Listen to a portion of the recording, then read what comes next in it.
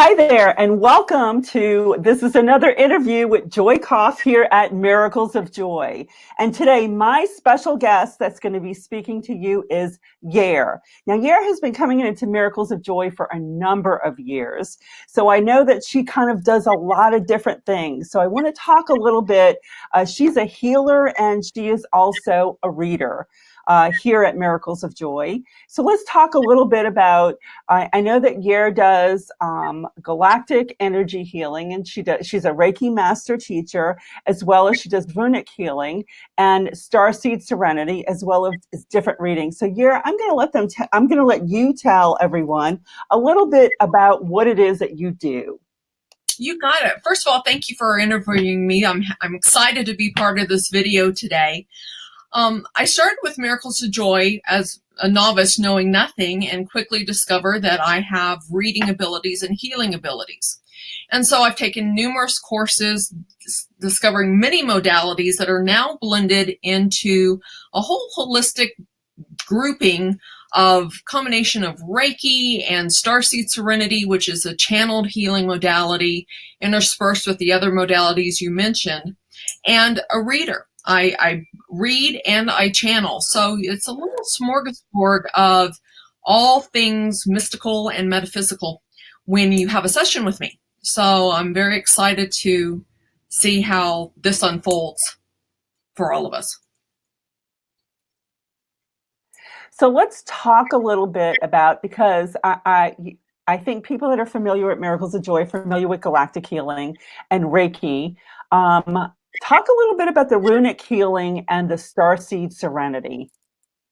Runic Healing is one of my favorite modalities.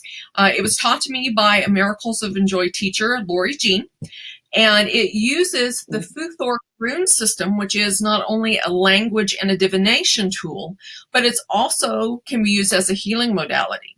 And it's something that I discovered. I have a guide who is a runic healer. So it's this perfect marriage of coming in, and similar to Reiki, there are specific symbols that you use to achieve certain healing outcomes. So it's just a different approach to energy work, using a different set of symbols, facilitating that energetic healing. Starseed Serenity is my newest modality, and I was lucky enough to start channeling it this past May when I went to Sedona. And what it is, I work with a lot of starseeds, individuals whose soul is not originally a human. And so what my Starseed Serenity modality does is I'm able to tap into a previous life and find that homeworld star system, tap into the healing energy of that native star and bring it forward into the healing room, into our session, to help resolve some past life issues that are manifesting in your energetic body in the here and now in your human form. And that's truly my passion, is any of the star seed and soul family work in healing. So I would take it that with that modality, you can also have people that want to come to you and want some sort of a reading to validate their star seed or the world that they came from. So I can see where that can kind of cross both worlds, readings as well as healings. Exactly, and that's what people do get to experience, particularly at the Psychic Fair weekends at Miracle of Joy, is they come in for an energy healing. And if they're a starseed, their team's stepping up and their guides are there and saying, hey, we've got your extended soul family here. Let's do a complete energy healing.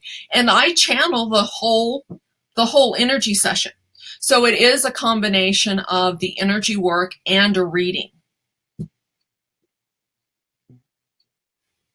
So I want to talk a little bit about how long have you been first of all of us are life practitioners. You know, right. In many parts of our life, we knew we were psychic and things of that nature.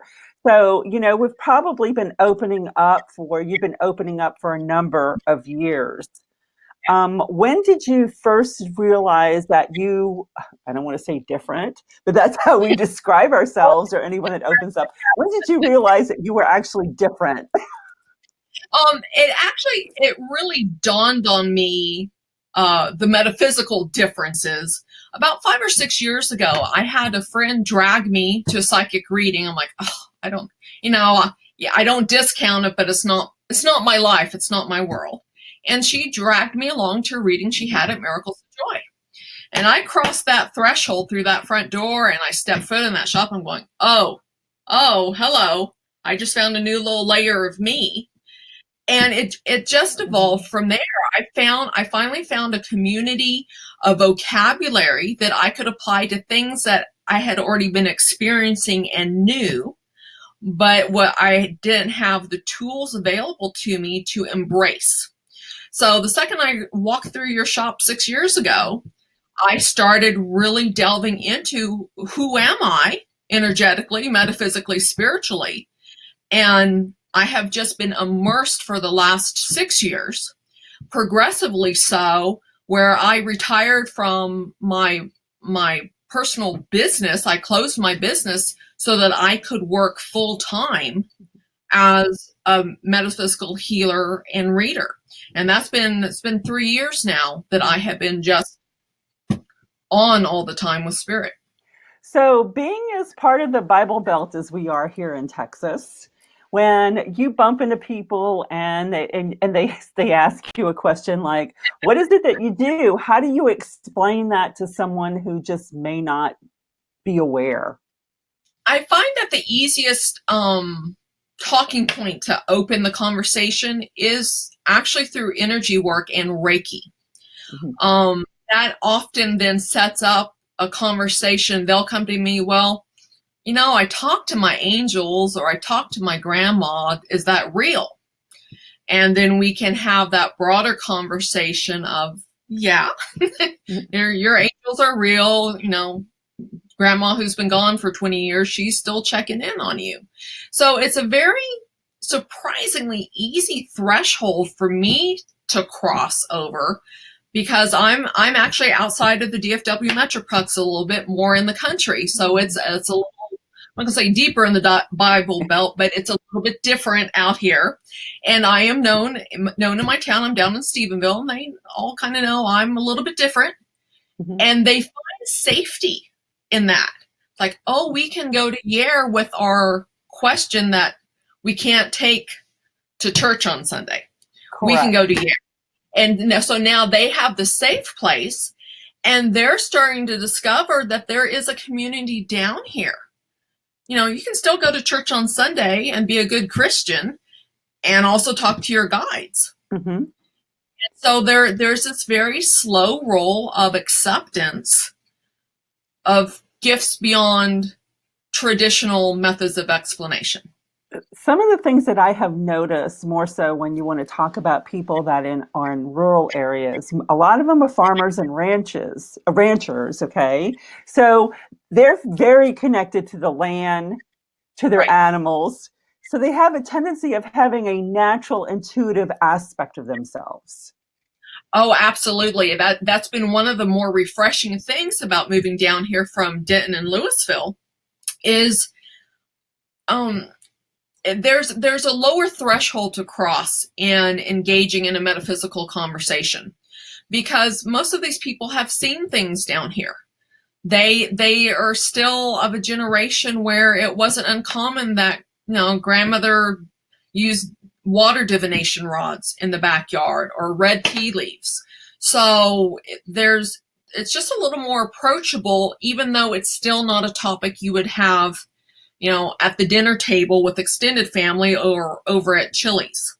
And on top of that, not only is there a little more relaxed, we have a lot of ET activity down here. Mm-hmm. There are a lot of weird things that happen out in the country. So they tend to roll with things a little with a little more ease. Mm-hmm. Of, okay, that's weird. I don't know what that was. I'm not sure I should talk about it, but hey, we're in the country. It happened. Mm-hmm. So let me ask you one question. What motivates you to do this work? Empowering other people to be themselves. I come from a professional background. I was a real estate marketing professional, and my job was to go in and help people be self-sufficient and have their businesses take off and run. And what I love being able to do is take that business world acumen and now apply it to my healing gifts. Okay, so I can do energy healings and I can read. How does that help anybody out of the immediate session? Well, what I'm able to do then is translate that into, oh, you're having this issue. Let's find the tool set that works for you. And then this spark goes off in somebody's eyes going, oh, I'm claiming power back. This is not something that's scary. This is not something that's abnormal. And that's what keeps me wanting to do the work that I do, is seeing these looks of relief and healing wash over people so they can go be the best versions of themselves without thinking something's wrong with them or that they're an outcast. Because they're not. None of us are.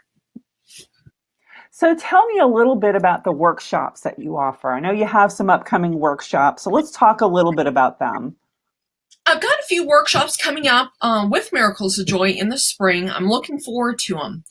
I typically work in smaller groups than what these workshops are going to be, but I'm very excited to see how this translates.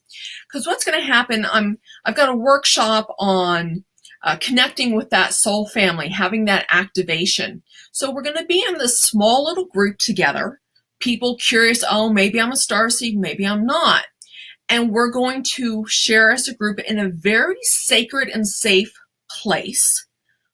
Ooh, look at all these common experiences we've had, or ooh, I think I've had something similar to it. So you're going to be able to share your experiences or sit back and listen and hear others share. Everybody's going to gain confidence, and we're going to have this really interesting group experience where we all get validation and all recognize our unique gifts and paths.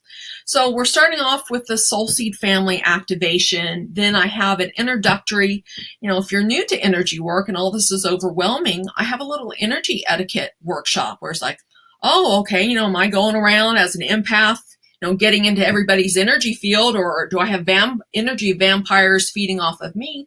We'll have these fun little exercises where you get to claim your power.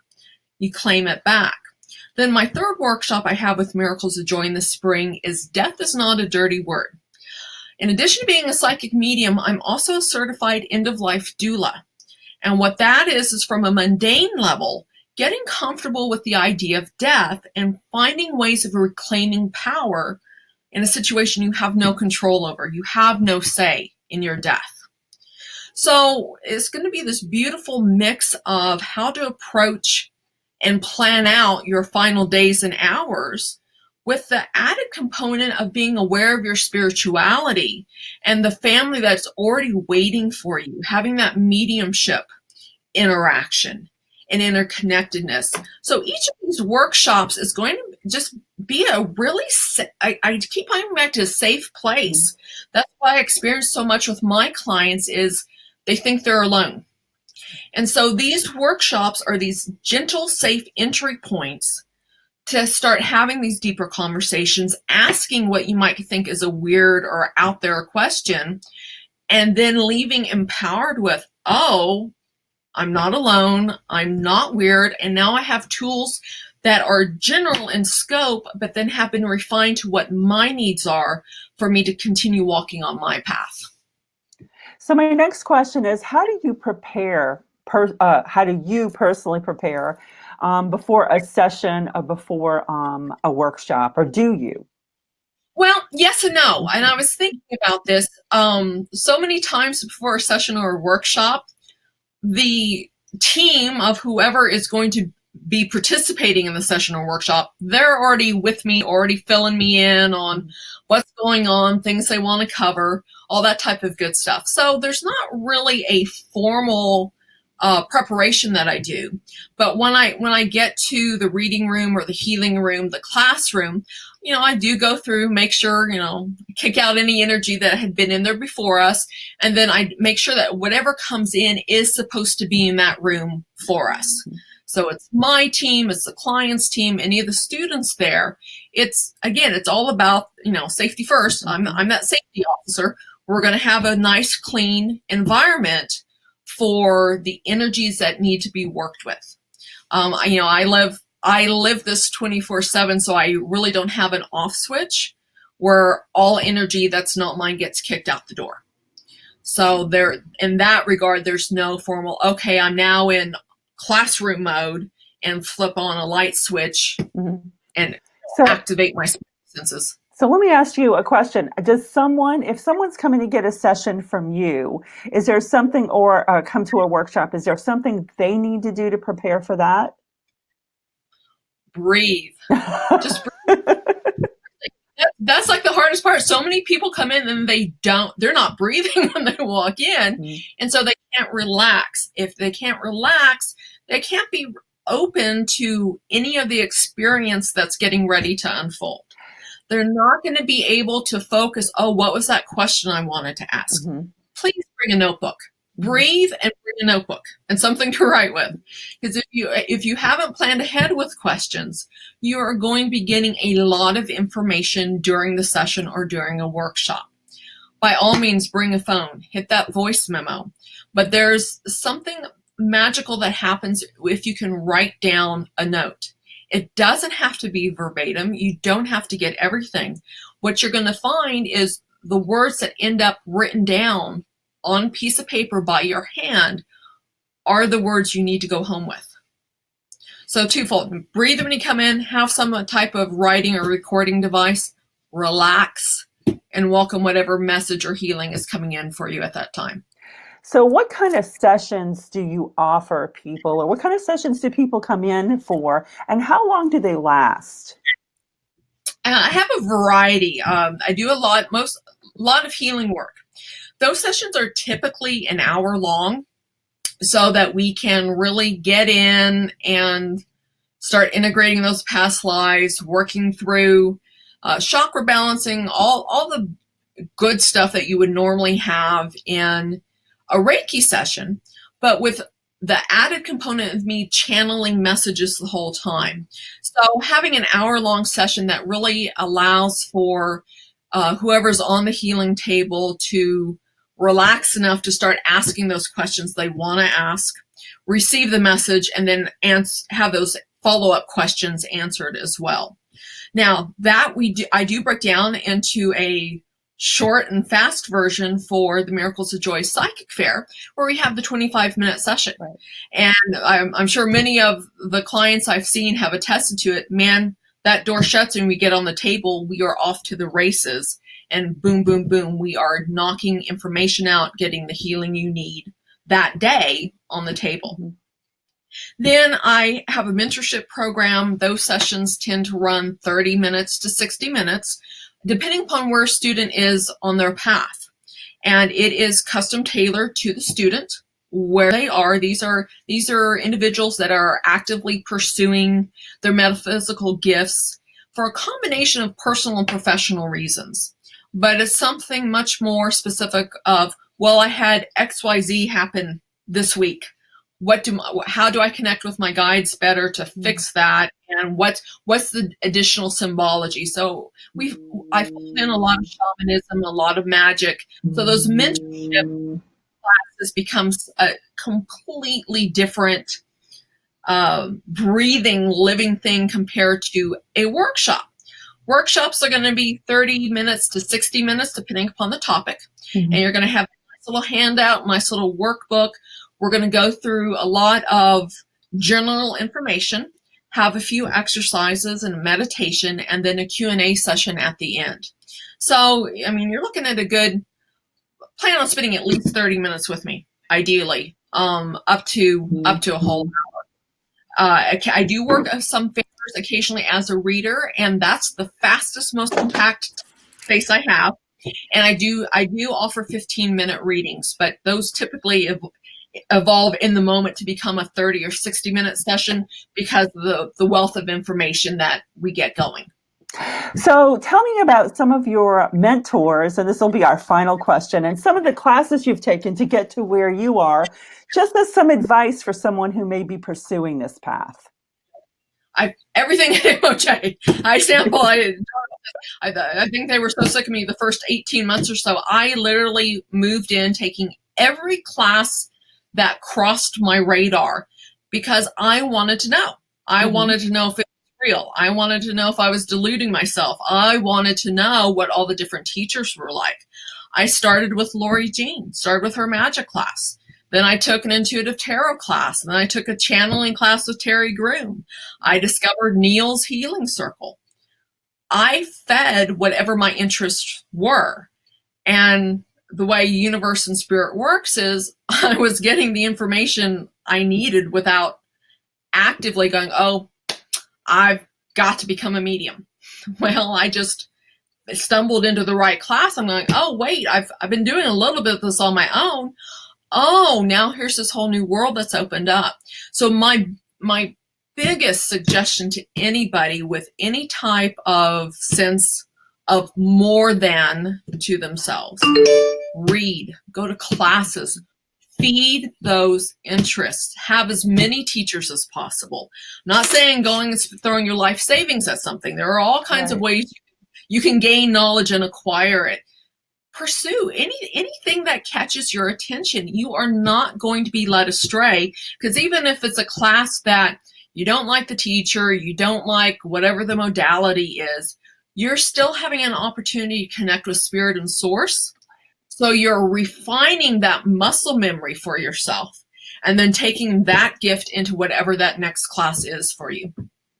Okay, Gaer, well, thank you so much for joining me today.